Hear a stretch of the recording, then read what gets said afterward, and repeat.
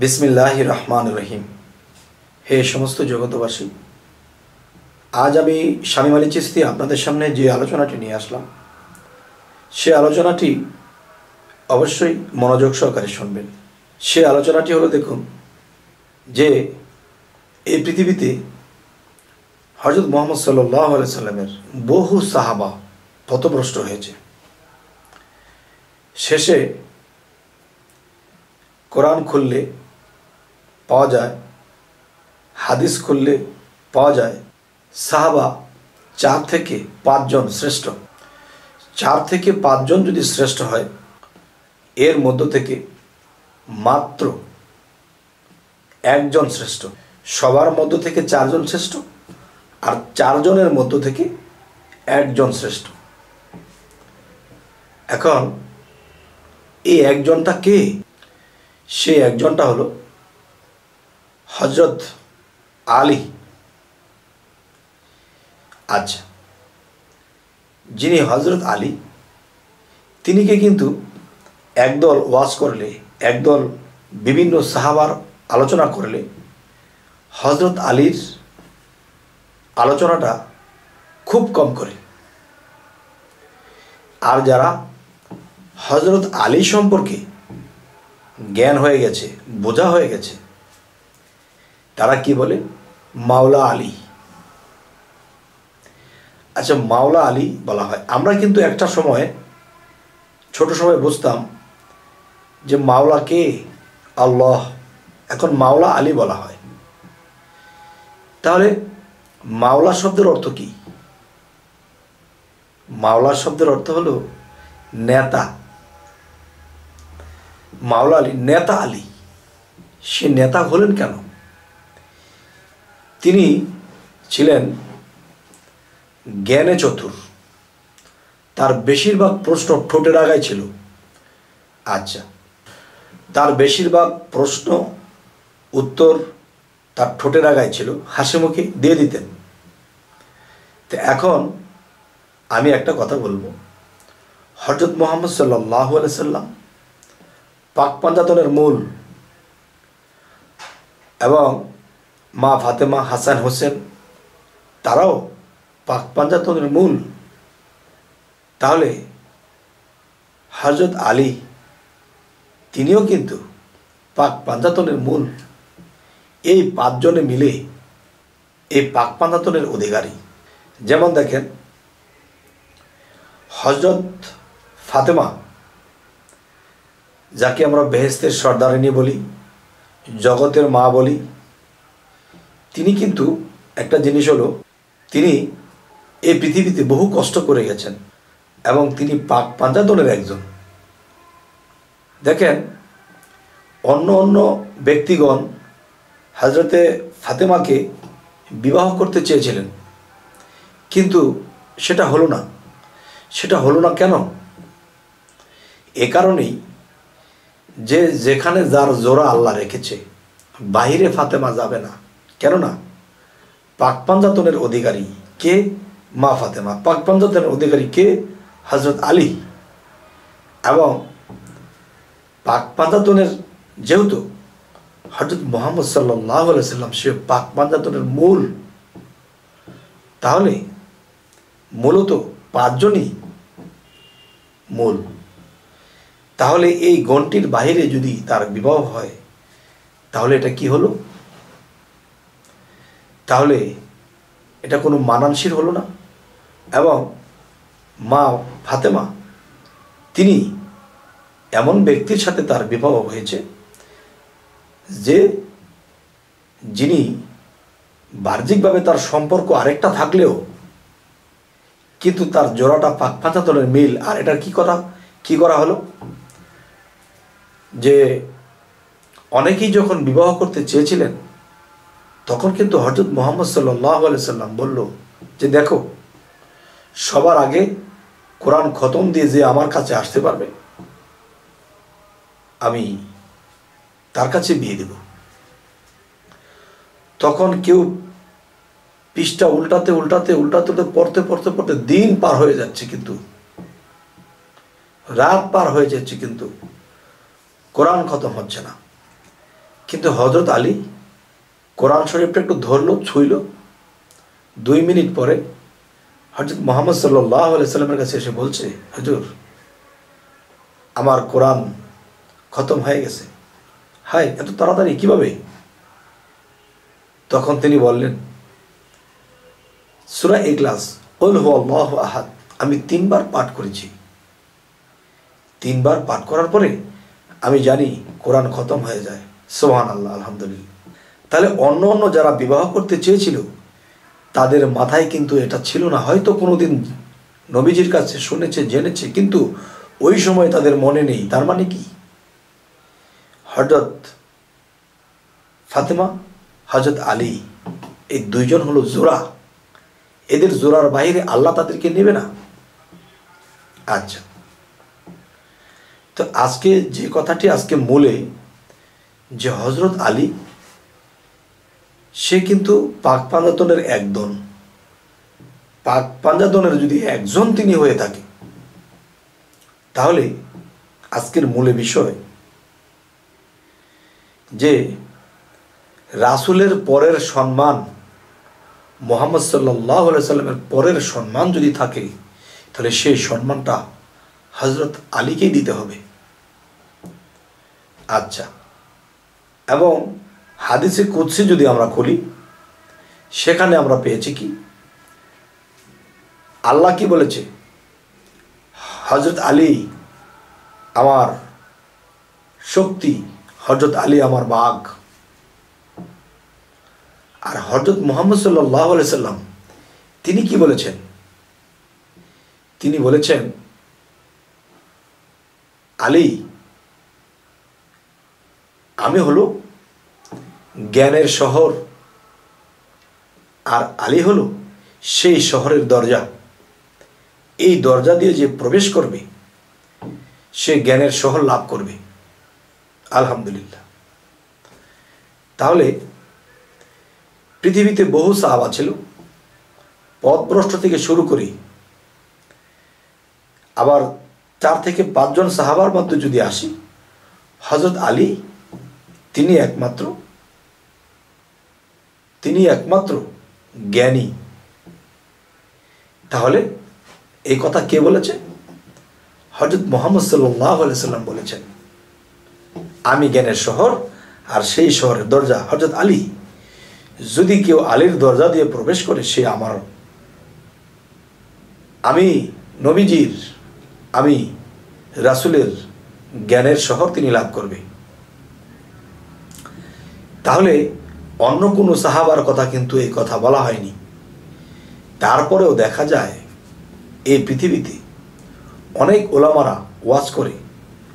আবু বকরের ওয়াজ বেশি করে, হযরত ওমরের ওয়াজ বেশি করে, উসমান গনির ওয়াজ বেশি করে, কিন্তু হযরত আলী তিনি এমন একজন ব্যক্তি, তার ওয়াজটা তেমন একটা করে না, এই একটু।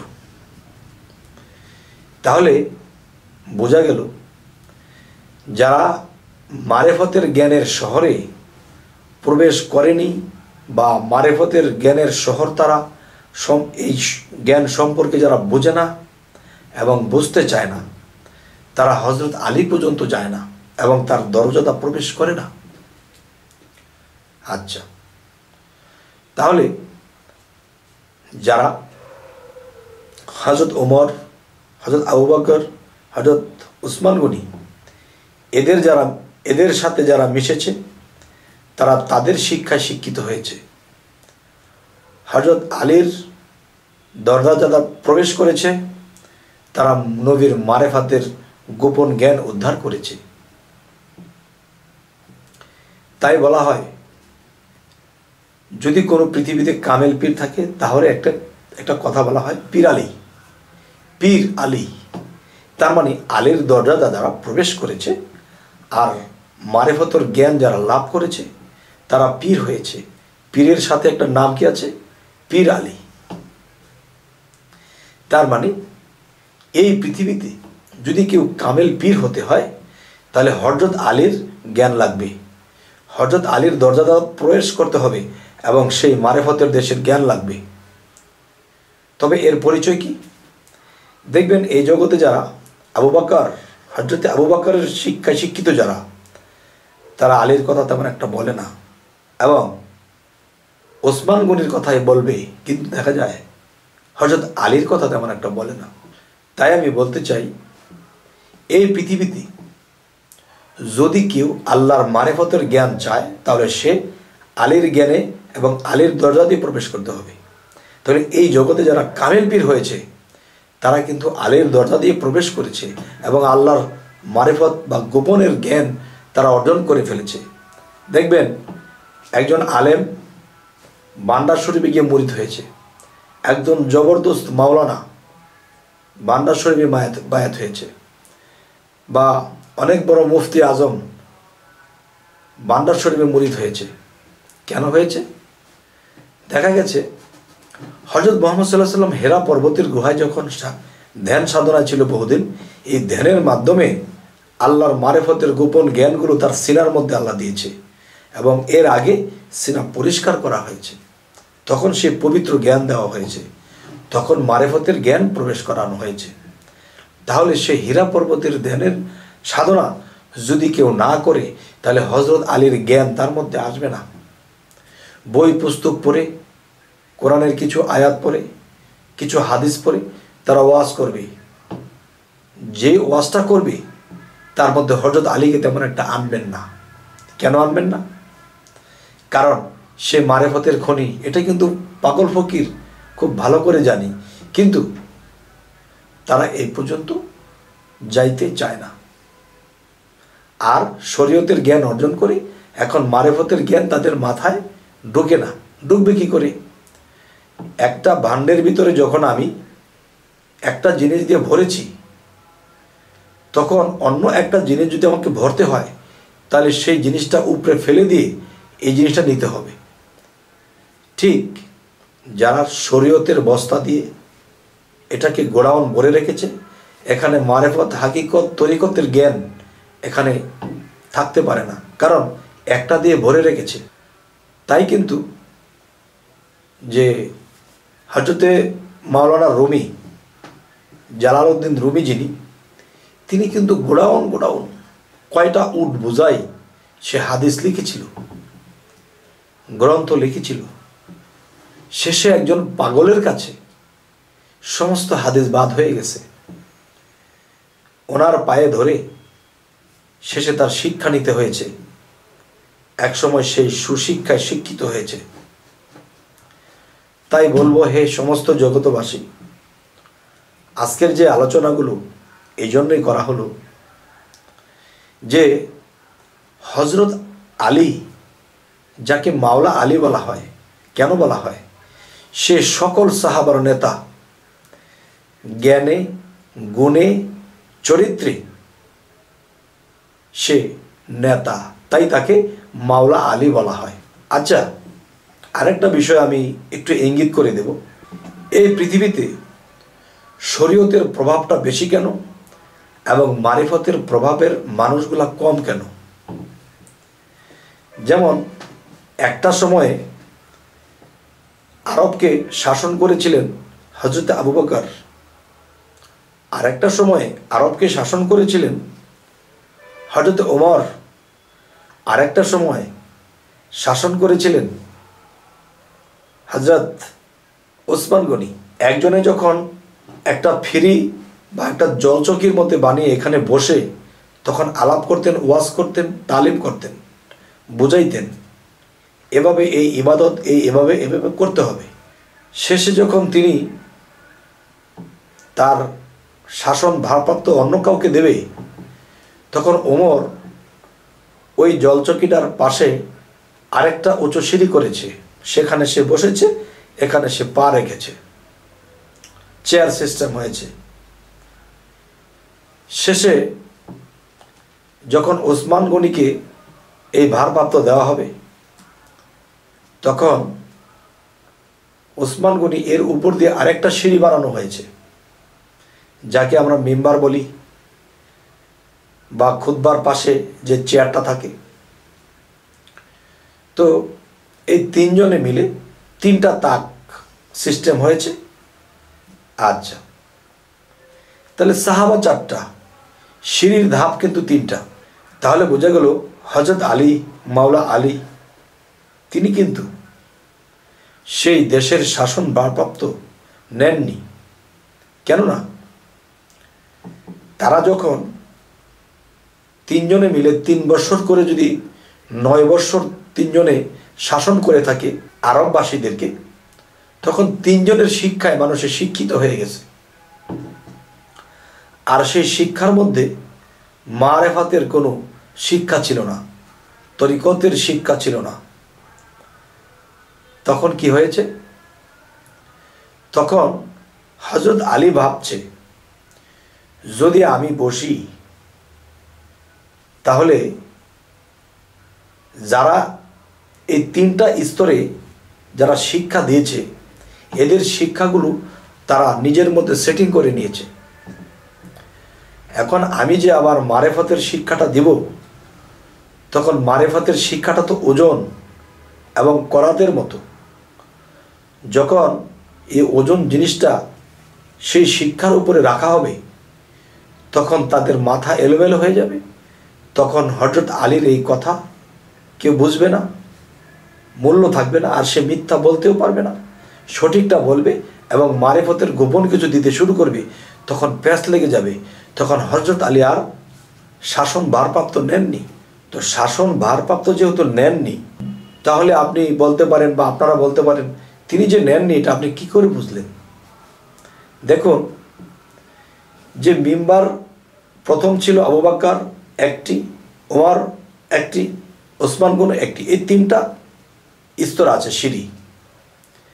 যদি হযরত আলী, এই মাওলা আলী যদি বসতেন বা এখানে শাসন ভারপ্রাপ্ত নিতেন, তাহলে তার পিছন দিয়ে আরেকটা সিঁড়ি উঠত, তাহলে 4টা হতো। তাহলে সাহাবা শ্রেষ্ঠ 4 জন, সিঁড়ি তো 3টা, 4টা থাকলে বুঝতাম যে হযরত আলী সে ভারপ্রাপ্ত নিয়েছিল, শাসনভার নিয়েছিল। তো বোঝা গেল তিনি নেননি। আচ্ছা, তাহলে তিনি কি করলেন? তিনি অন্যথায় তার পছন্দ মতো কিছু ছাত্র বা কিছু শিষ্য নিয়ে তখন তাদেরকে ইলমে তাসাউফের শিক্ষা দিতে শুরু করলেন। ইলমে তাসাউফ, আল্লাহর মূল মারিফতের শিক্ষাগুলো দিতে শুরু করলেন। যেমন হাসান বসরি, হোসেন বসরি, রাবেয়া বসরি, তারা কিন্তু হযরত আলীর শিক্ষা শিক্ষিত, আর তাদের শিক্ষাগুলো ছিল অনেক গভীর।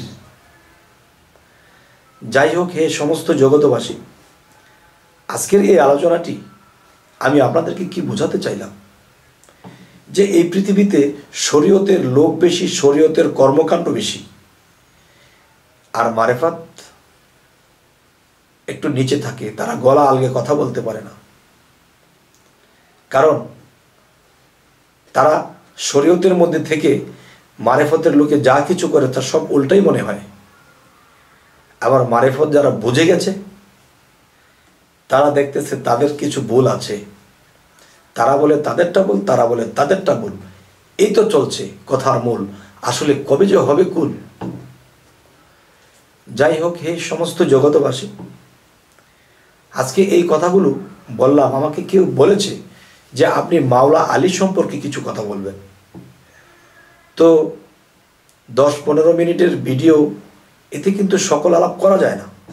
হয়তো হযরত আলীর আরও কিছু গোপন তথ্যে আমি আলোচনা করব। তবে আজকের আলোচনা কেমন হলো তা জানাবেন, পরবর্তীতে যেন আপনাদেরকে ভালো আলোচনা এনে দিতে পারি।